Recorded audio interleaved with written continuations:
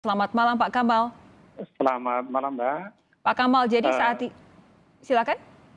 Ya, situasi alhamdulillah semakin kondusif pasca terjadinya penganiayaan yang mengakibatkan meninggalnya tukang ojek Pak Rusman yang terjadi pada hari Selasa. Terus kemudian Rabu ketika rekan-rekan kami dari Direktorat Satreskrim Polres Puncak mengambil sepeda motor, juga terjadi penembakan. Dan kemarin hari Sabtu ketika mau olah TKP yang di backup oleh TNI Polri juga terjadi penembakan kembali. Kemarin terjadi kontak tembak yang cukup lumayan lama.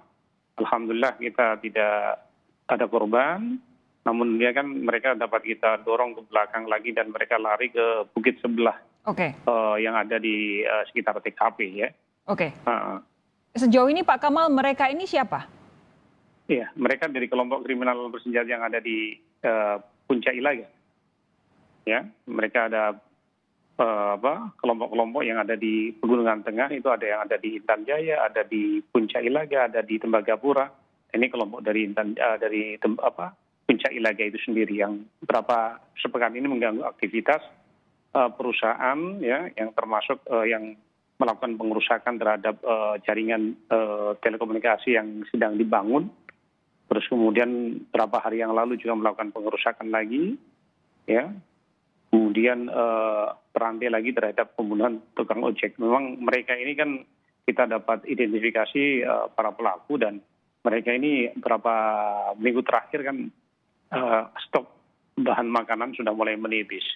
Jadi mereka berulah memberikan rasa takut kepada masyarakat yang ada di sekitar Puncak, dan juga melakukan kekerasan terhadap warga yang ada di sana. Pak Kamal, kalau untuk yang insiden terakhir, seperti apa sih kronologi baku tembaknya? Jadi begini, ketika rekan-rekan kami dari Satreskrim yang di backup oleh TNI Polri yang melakukan olah TKP, ya karena pada hari Rabu kita ketika ngambil sepeda motor saja juga terjadi penembakan. Memang penembakan yang pertama itu awalnya kan cukup jauh dari lokasi ya. Ini kan posisinya di pinggiran kota. Sekitar kalau dari Polres Puncak itu sekitar 1,5 kilo. Kemudian di sisi bukit sebelah kiri itu Polres itu ada berbukit dan mereka melakukan tembakan dari sana. Memang yang hari Rabu itu kalau dari titik tembak tidak terjangkau dengan senjata AK maupun M16. Mereka sengaja untuk memberikan rasa takut kepada warga masyarakat yang ada di sana. Atau saya ada di sini. Gitu. Jadi ketika itu rekan-rekan kami lakukan pengejaran ke mereka dan mereka juga lari. Kemarin ketika rekan-rekan datang kembali untuk melakukan olah TKP meyakinkan kelengkapan administrasi penyidikan, tentu kita sedang kita olah, terus kemudian kita cek ke camp PT Unggul yang juga dilakukan pengerusakan juga. Ketika kembali dari dua lokasi tersebut terjadi penembakan, akhirnya terjadi kontak tembak ya cukup lama ya, sekitar hampir 3 jam. Mereka kita buru, mereka lari lagi ke bukit yang satunya, kan bukit satunya itu lebih tinggi dari bukit yang mereka lakukan penembakan pertama ya.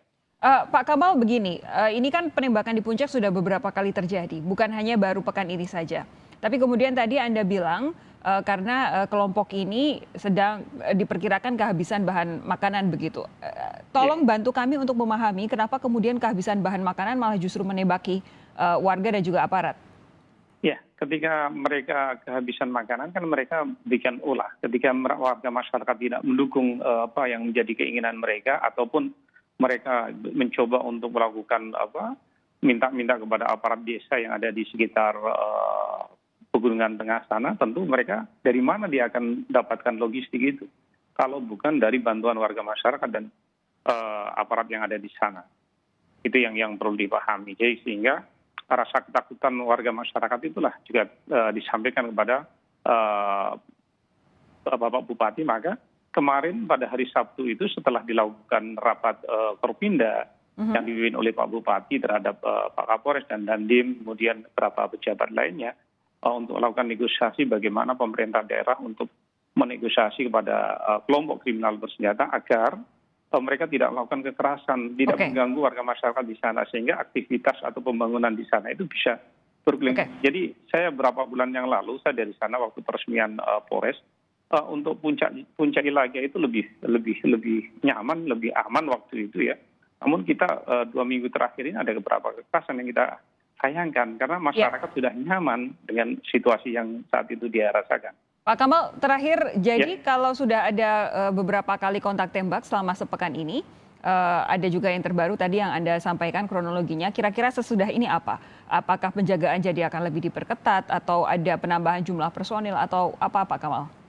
Ya, tentu kegiatan aktivitas kepolisian dan TNI akan ditingkatkan untuk membatasi gerakan mereka, jangan sampai mereka masuk ke wilayah kota. Itu yang paling kita antisipasi untuk sehingga aktivitas pemerintahan, aktivitas masyarakat di sekitar kota itu sendiri bisa terjaga dengan baik. Karena begini, saya perlu kami informasikan bahwa mereka ini untuk membedakan si A dan si B ini kan agak susah karena postur dan raut wajahnya kan hampir sama. Cuma kita bisa ada beberapa tanda-tanda khusus yang bisa kita tandai bahwa ketika yang bersangkutan jalur mudik di sekitar kota dan sebagainya, kita bisa kita tandai. Ini yang juga menjadi identifikasi yang kita miliki oleh rekan-rekan dari Polres maupun rekan-rekan dari TNI.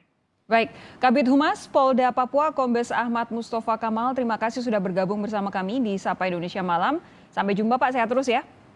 Iya, terima kasih Mbak.